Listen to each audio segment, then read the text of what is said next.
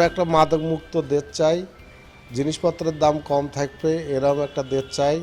সুদ, দুর্নীতি, ঘুষ এগুলা যেন না করে মানুষ, এরকম একটা দেশ চাই। দুর্নীতিমুক্ত, সন্ত্রাসমুক্ত এবং মানুষ যেন সৎ আর নির্ভীকভাবে চলাফেরা করতে পারে, এইরকম একটা দেশ আমরা চাই।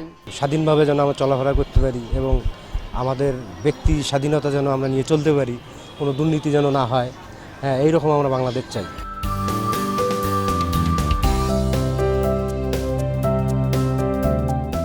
যোগাযোগ অবস্থা খুবই খারাপ, অধিকাংশ রাস্তা কাঁচা।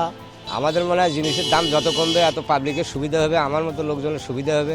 প্রধান সমস্যা হচ্ছে গাইবান্ধা জেলাতে আমাদের কর্মসংস্থানটা হইলে আমরা যে বেকার সমস্যাগুলি আছে দূর হয়ে যাবে। আমাদের গাইবান্ধা জেলায় কোনো কারখানা নাই, কোনো কিছু নাই, গ্যাসের সংকট, নদী নালা নাই, খালবিল নাই।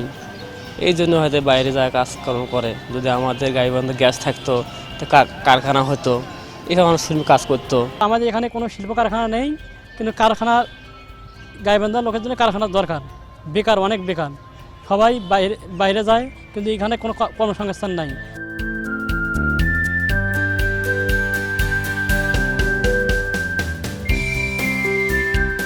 স্বাস্থ্যর অবস্থা, মেডিকেলগুলোর অবস্থা এত খারাপ তা বলে শেষ করা যায় না। এখানে সুন্দর পরিবেশ নাই, সুস্থ কোনো চিকিৎসার ব্যবস্থা নাই। আমাদের অবশ্যই গাইবান্ধা ভালো কোনো চিকিৎসাপাতি হচ্ছে না। যে কোনো রোগে যাওয়ার লাগে রংপুর বা ঢাকা, বা শিক্ষা ব্যবস্থা নাই। শিক্ষা ব্যবস্থা যেমন একটা ভার্সিটি মেডিকেল কলেজ নাই, ভার্সিটি নাই। এগুলো থাকলে আমরা একটু ছেলে মেয়েদের লেখাপড়া করাতে পারতাম। আমাদের যদি এখানে কোনো জরুরি রোগী থাকে, তাকে রংপুর মেডিকেল কলেজে নিয়ে যাওয়া লাগে, সেটা অনেক দূরে হয়ে যায়। যদি এখানে একটা বিশেষায়িত ভালো হাসপাতাল থাকতো, তাহলে স্বাস্থ্য খাতে অনেক উন্নত হতো। এছাড়া যদি বিশেষায়িত অনেক কলকারখানা থাকতো, তাহলে মানুষের কর্মসংস্থান অনেক বৃদ্ধি পাইতো। আর চলাচলের জন্য একটা টানেল বাহাদুরাঘাট যেটা হওয়ার কথা ছিল, সেটা হওয়া দরকার। আমরা শিক্ষা খাতে পিছিয়ে আছি।